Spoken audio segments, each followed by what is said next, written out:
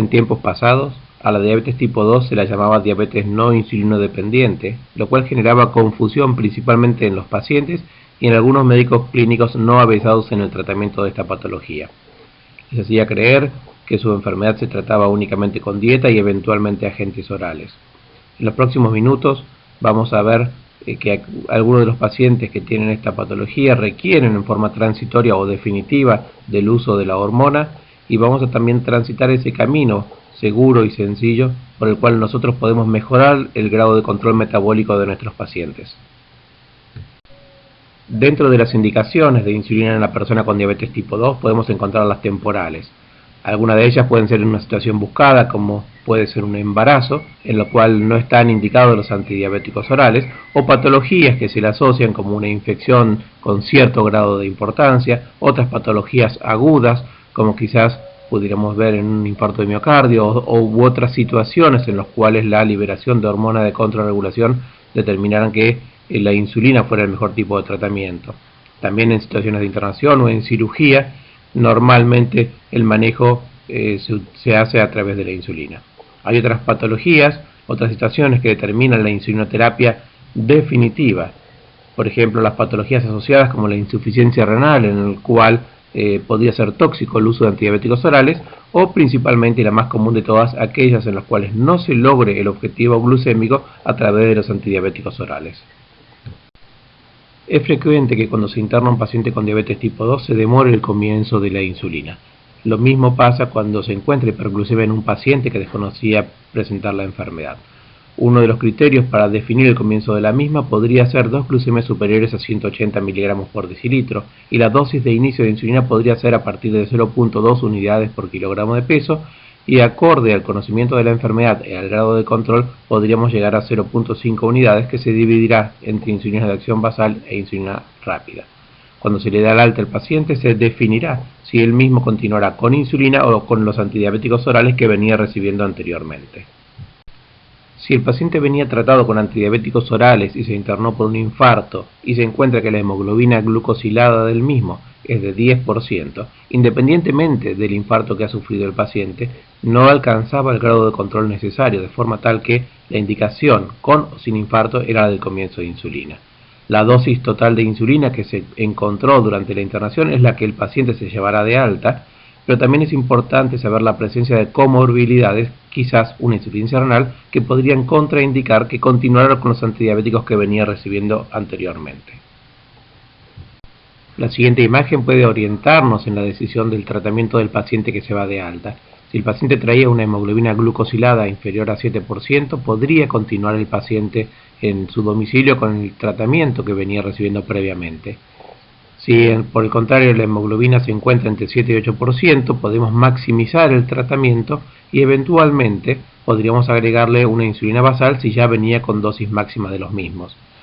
Si la hemoglobina glucosilada está entre 8 y 9 y no se puede maximizar más los antidiabéticos orales, sí se le agregará entonces la insulina de tipo basal y eventualmente se podrá hacer un esquema múltiple de insulina. Y por el contrario, ya con valores de descompensación notorios como hemoglobina glucosilada por arriba de 9%, seguramente la propuesta será el de múltiples inyecciones por día en un esquema de basal y bolos. Quiero destacar la importancia de tratar de preservar la función de la célula beta pancreática, y esto está relacionado a que el páncreas secreta en forma adecuada insulina acorde a la cantidad de alimentos que yo voy a ingerir en cada momento. Esto determina que a nivel de la circulación portal voy a tener una mayor concentración de insulina que en la circulación sistémica, y esto se relaciona a que el hígado produce un atrapamiento de ese 50% de insulina de forma tal de frenar la producción hepática de glucosa. El otro 50% restante que va a la circulación sistémica es la que trabajará sobre los tejidos periféricos de forma tal de poder favorecer la utilización de glucosa para cumplir las diferentes funciones de cada uno de los diferentes tejidos. Cuando por algún motivo tenemos que recurrir a la inyección de insulina exógena para suplir la función de un páncreas que está trabajando en forma inadecuada, vamos a encontrar que se altera la relación de insulina a nivel de la circulación portal comparado con la circulación sistémica, habiendo una mayor concentración relativa en este último territorio. Eso va a determinar entonces mayor utilización de glucosa por parte del músculo y tejido adiposo, lo cual vendrá acompañado de aumento de peso. Al tener menor concentración a nivel de la vena porta, habrá entonces también un menor atrapamiento de insulina por parte del hígado, lo cual no frenará la producción hepática de glucosa como estábamos acostumbrados en una situación fisiológica normal del organismo. Por eso es que uno intenta preservar la función de la célula beta para que esta función se siga cumpliendo de la manera más fisiológica y perfecta que comparado con la inyección de la insulina en forma exógena. En esta tabla podemos ver todas las insulinas que tenemos en la Argentina hasta el momento, donde podemos destacar el tiempo de inicio, cuánto tarda en comenzar a actuar las insulinas, el pico de acción y cuánto es la duración efectiva en horas. En esta tabla les he puesto de diferentes colores. En amarillo tenemos las insulinas humanas, en celeste tenemos a los análogos de acción rápida, es decir, se ha modificado la estructura de la insulina rápida para hacerla más rápida y que termine más rápido su acción también. En verde vemos los llamados análogos lentos que tienen diferente tiempo de acción cada uno de ellos, y una de las propuestas es justamente evitar el pico que tiene la insulina NPH, de manera tal de hacerlo más plano y poder entonces aprovechar y manejar un sistema apropiado acorde a la cantidad de comida que come el paciente y la glucemia que tenga antes de cada momento. Y por último, vemos abajo de la tabla en blanco las insulinas que son premezclas. Premezcla significa que tiene una parte de insulina de acción intermedia, como si fuera una NPH, y la otra es un análogo de acción rápida, de manera tal de poder darle dos picos a la acción de la insulina, uno para contener el postprandial inmediato y el otro para contener el intraprandial. En esta imagen intento graficar a ustedes cómo los análogos lentos se diferencian de la clásica insulina NPH. Aquí vemos cómo la NPH tiene un comienzo de acción con cierto pico y después va desapareciendo, haciendo que, sobre todo en personas con diabetes tipo 1, requieran 2 o más dosis por día para cubrir los requerimientos basales durante el día. Y en diabetes tipo 2 se puede utilizar una sola dosis a la noche o eventualmente más de una dosis acorde a los requerimientos del organismo. Pero fíjense que entonces los análogos lentos modifican la estructura de la clásica insulina NPH para hacerla más prolongada en su tiempo de acción y evitar ese pico que tiene. Por eso es que tenemos la detemir, que es plana en su mecanismo de acción, pero habitualmente es frecuente que la tengamos que utilizar en 2 dosis por día. La glargina U100, que es una insulina que prolonga ese tiempo de acción, fue la primera que apareció prolongando en casi 24 horas su tiempo de acción, y después ha sido modificada también la estructura del NPH de forma tal que tenemos las de acción más prolongadas, que son la degludec y la glargina U300. Eso implica entonces que en el tratamiento de la diabetes tipo 1 o de la diabetes tipo 2 podamos usar estos análogos basales para cubrir los basales del organismo y antes de cada una de las comidas eventualmente aplicarle la dosis de insulina rápida o análogo de acción rápida suficiente para compensar la glucemia que se ha escapado y para contener la excursión glucémica que va a determinar la ingesta que va a recibir el paciente posteriormente. En esta imagen lo que se grafica son los tiempos de acción de las insulinas de acción rápida comparado con la insulina NPH. Se pueden ver entonces cómo la clásica insulina regular humana tiene una acción con un pico más precoz y un tiempo de acción más corta que la insulina NPH, y cómo se acelera esos tiempos en los análogos de acción rápida como la aspartica, la lispro y la glulicina. También aparece en juego una insulina de tipo premezcla, en el cual se están combinando un análogo de acción rápida y un análogo de acción intermedia para poder cubrir el postprandial y el interprandial en el paciente que uno ha elegido. Habitualmente, el comienzo de la insulina en los pacientes está relacionado a que no se alcanza el objetivo de hemoglobina glicosilada. Por eso es que se debe tener en cuenta cuál es el valor que uno está buscando, habitualmente menor de 7, pero es importante tener en cuenta que en algunos pacientes un valor inferior a 7 puede ser inadecuado. Cuando nos referimos a buen o mal control de la diabetes, lo estamos relacionando al buen o mal control de las glucemias, que se expresa a través de la hemoglobina glicosilada. Normalmente decimos que por debajo de 7 hablamos de un buen control, por arriba de 7 podemos hablar de regular o mal control. Pero la exigencia de una mejor o peor hemoglobina glicosilada se basa en diferentes situaciones personales en cada uno de los individuos. En este gráfico les muestro, por ejemplo, que si tenemos un paciente con una esperanza de vida corta, vamos a ser menos exigentes, porque la exigencia de hemoglobina glicosilada se vincula a disminuir el riesgo de las complicaciones crónicas. También lo expresamos así cuando hablamos de las comorbilidades importantes. Si un paciente tiene patologías asociadas muy importantes, vamos a ser menos exigentes en hemoglobina glicosilada porque quizás la aparición de una hipoglucemia podría empeorar el cuadro clínico de él. He elegido para guiarlos en el inicio de la insulinoterapia en el paciente con diabetes tipo 2 un algoritmo propuesto en el año 2006 por la Asociación Americana y Europea de Diabetes. El mismo es muy didáctico y la única variable que podríamos cambiarle en este momento es el objetivo glucémico. En ese entonces proponían un 7% de hemoglobina glicosilada. Hoy deberíamos hacer un objetivo identificado específicamente para cada uno de los pacientes. En este algoritmo todavía no se planteaba el uso de la insulina degludec por no estar presentes en esos tiempos. Una vez decidido que en este paciente con diabetes tipo 2 tengo que comenzar con insulina, habitualmente porque no alcanzó los objetivos de control metabólico, es que uno tiene que decidir cuál es el tipo de insulina a utilizar. Habitualmente será una insulina NPH o eventualmente un análogo de acción prolongada. La propuesta es comenzar normalmente con 0.2 unidades por kilogramo de peso, lo cual implica que en una persona de 80 kilogramos yo comenzaré con 16 unidades de insulina, la cual habitualmente la propongo antes de ir a dormir, bedtime, o eventualmente un análogo de acción prolongada podría ir en cualquier momento del día, pero lo importante es respetar siempre el mismo horario. En caso de encontrar cierto temor en empezar con una dosis que uno podría considerar elevada, se puede comenzar perfectamente con 10 unidades y de esa manera uno irá aumentando la dosis hasta alcanzar el objetivo propuesto. Es importante tener en cuenta las necesidades de cada uno de los individuos que estoy tratando de su diabetes. Si el individuo no está en condiciones de autoaplicarse la insulina, indicársela a la noche antes de ir a dormir va a ser bastante poco apropiado, debido a que necesitamos de alguien que se acerque a su casa para ponerle la insulina. Quizás en esta persona el mejor horario pudiera ser la insulina a la mañana antes del desayuno. Muy bien, ya hemos tomado el primer paso, hemos decidido el comienzo de la insulinización en el paciente, hemos definido la dosis, quizás 0.2 unidades por kilogramo de peso, pero tenemos que tener en cuenta que ese es solo el comienzo.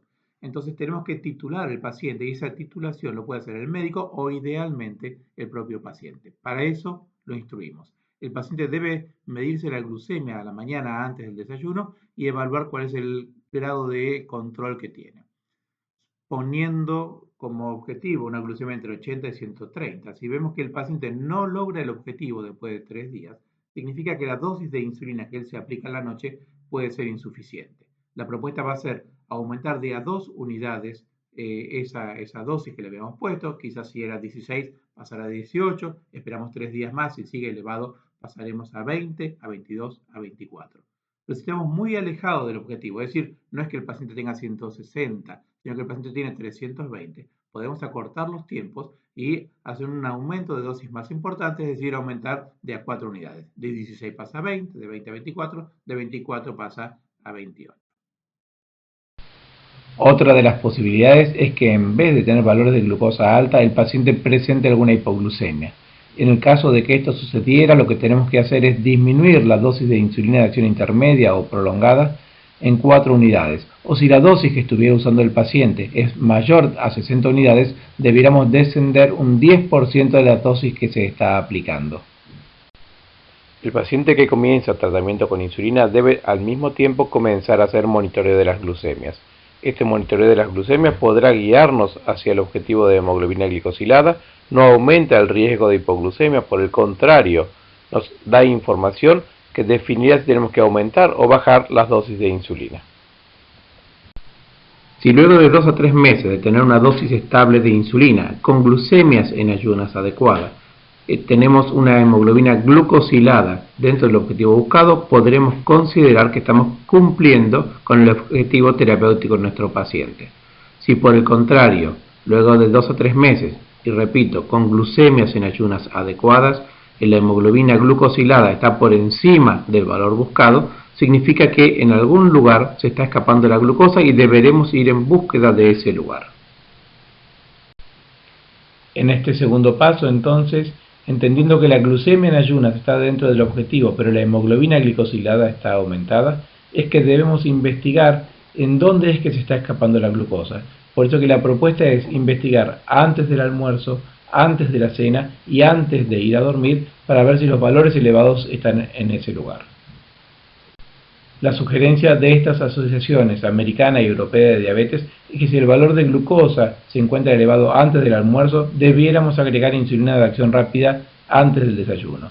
Si por el contrario fuera antes de la cena que el valor está elevado, debiéramos agregar o insulina NPH en el desayuno o insulina de acción rápida en el almuerzo. Y si el valor estuviera antes de dormir elevado, eso significa que lo podríamos compensar con insulina de acción rápida previa a la cena. Es decir, la propuesta es lo que debemos entender. Uno debe anticiparse el escape de la glucosa poniendo insulina en el horario previo para lograr que su pico de acción sea el adecuado para que evite el escape de glucosa que se está produciendo en el individuo. A modo de ejemplo, para evaluar la progresión del tratamiento en el diabético tipo 2, les pongo el caso de un paciente que logra buenas glucemias previo al desayuno con 40 unidades de NPH antes de dormir. Pero su hemoglobina glicosilada está fuera del objetivo y el monitoreo nos informa que los valores previo a la cena están elevados. Usted entonces decide que va a utilizar 2 dosis de insulina NPH en este paciente. ¿Cómo hace para indicar esta segunda dosis de insulina? Es frecuente que ante esta situación el médico clínico divida la dosis, como por ejemplo usando 30 unidades a la mañana y 10 unidades antes de dormir. Pero ese es un error, puesto que con las 40 unidades de insulina que le dábamos al paciente antes de dormir, él lograba muy buenas glucemias antes del desayuno. Eso significa que al paciente le está faltando insulina NPH por la mañana. Eso implica que hay que agregar insulina y no dividir la dosis. Normalmente cuando decido comenzar con esa segunda dosis de insulina, sea rápida o sea NPH, la propuesta es comenzar con 4 unidades. Evaluaremos a través de la medición de glucosa si llego al objetivo planeado, y si no es así, vamos a aumentar, como hablábamos del primer paso, de a 2 unidades cada 3 días hasta lograr el objetivo propuesto. Si luego de 2 a 3 meses de haber instaurado esta segunda dosis de insulina, la hemoglobina glucosilada se encuentra dentro del objetivo buscado, nos quedaremos contentos y continuaremos con este régimen terapéutico hasta que el organismo del paciente nos pida eventualmente algún tipo de cambio. Si por el contrario, la hemoglobina glucosilada está por encima del objetivo buscado, entonces deberemos ir en búsqueda de ese tercer paso para diagnosticar en qué lugar se está escapando la glucemia para poder así entonces corregirlo. Hemos llegado a este tercer paso debido a que la hemoglobina glicosilada no se encuentra dentro del objetivo buscado. Recuerden ustedes que tenemos la glucemia previa al desayuno, previa al almuerzo, previa a la cena y antes de dormir en valores adecuados. Eso significa que es en algún otro lugar donde se está escapando la glucosa y es por ello que vamos a buscar después de la comida. Tenemos que saber cuál es el objetivo para la glucemia postprandial en nuestros pacientes. La Asociación Americana de Diabetes propone valores por debajo de 180, la Asociación Europea propone valores por debajo de 160, 2 horas después de haber comenzado a comer. Nosotros tenemos que definir en nuestro paciente puntualmente cuál es el objetivo que vamos a proponer y de esa manera agregaremos insulina de acción rápida o un análogo de acción rápido previo a la comida para intentar conseguir ese objetivo buscado. Las insulinas premezcladas también tienen un lugar de importancia en el tratamiento de la diabetes tipo 2. Es quizás de elección en aquellos pacientes que no puedan monitorearse las glucemias, de manera tal que no van a poder tomar decisiones en relación a cuánta insulina de acción rápida deben aplicarse antes de cada comida. También en aquellos pacientes que por cuestiones de comprensión o quizás porque son muy añosos no pueden llegar tampoco a la definición de la insulina a aplicarse en cada momento. Cuando se utiliza este tipo de insulina, estas premezclas, la propuesta principal es utilizarlas antes de las comidas principales, en el caso de la Argentina, antes del almuerzo y antes de la cena, para de esa manera poder lograr una glucemia post-comida razonable, teniendo insulina de acción intermedia para cubrir los espacios interprandiales también. Las insulinas bifásicas o premezclas hoy son principalmente de tipo análogo. Vienen en diferentes concentraciones, 25 de rápida, 75 intermedia, o 30-70, o 40-60, o incluso 50-50, de manera tal que uno lo va a seleccionar acorde al tipo de comida que va a elegir. Si es una comida importante, puede ser más adecuado darle 50 de rápida, 50 de intermedia, y si es una comida de menor importancia, puede ser más importante darle 30-70 o 25-75. Se debe recordar que un algoritmo es simplemente una guía para poder enseñarnos a nosotros el camino para tratar a un paciente convencional. Pero también es cierto que cada individuo es diferente a otros. Hay pacientes que trabajan durante la noche y duermen durante el día por su esquema de trabajo. Hay países como por ejemplo la Argentina, donde la comida de la noche se hace más tarde que en Estados Unidos, uno de los países que propuso este algoritmo. Es decir, que si yo encuentro que los valores de la glucemia en Argentina están elevados previo a la cena, probablemente el aumento de la dosis de la insulina NPH del desayuno no alcance para lograr el objetivo de glucemia previa a la comida, ni tampoco el aumento de la dosis de insulina rápida previa al almuerzo quizás tampoco llegue entonces a cubrir la glucemia previa a la cena. Es así que en la Argentina, quizás una glucemia elevada a las 9 o 10 de la noche previa a esa comida, quizás implique que tengamos que agregar insulina NPH previo al almuerzo para que su pico de acción coincida con el horario de esa hiperglucemia, o eventualmente agregar insulina de acción rápida o un análogo de acción rápida previo a la hora de la merienda, para que de esa manera logremos el objetivo propuesto de glucemia en ese horario determinado. En esta imagen se puede ver una evolución lógica del tratamiento de la diabetes tipo 2 a lo largo del tiempo en una persona. Es frecuente comenzar con cambios en el estilo de vida, es decir, dieta y ejercicio asociado a la metformina. La hemoglobina glucosilada es la que va a definir la progresión en el tratamiento. Si vemos que con este tratamiento inicial no se logra el objetivo buscado, se van asociando antidiabéticos orales o eventualmente también las nuevas incretinas. Si así todo no se logra el objetivo buscado, se agregará insulina basal al tratamiento previamente elegido. Un esquema que también se propone es el de asociar insulina basal más una insulina de acción rápida o un análogo de acción rápida en el momento donde el postprandial sea más elevado. Ese esquema es conocido como insulina basal plus. Y si así todo no se logra el objetivo buscado, se progresa finalmente al esquema basal bolo, en el cual se lo puede dejar asociado a la metformina o eventualmente a ningún antidiabético oral. Algunas de las consideraciones que debemos tener en cuenta con el uso de la insulina es que si bien es el agente hipoglucemiante más conocido y estudiado, puede venir asociado a algunos efectos no deseados en el individuo que estamos tratando. Y estos están relacionados al aumento de peso que puede generar y al mayor riesgo de hipoglucemia. Por eso es que los análogos de acción prolongada, que tienen un perfil más plano, disminuyen el riesgo de hipoglucemia y pueden ser el agente antidiabético de primera elección cuando decidimos comenzar con el tratamiento de insulina a un paciente. Como resumen de la presentación, entonces, cuando decidimos insulinizar a un paciente con diabetes tipo 2, podemos comenzar con insulina NPH o intermedia o eventualmente con un análogo de acción prolongada.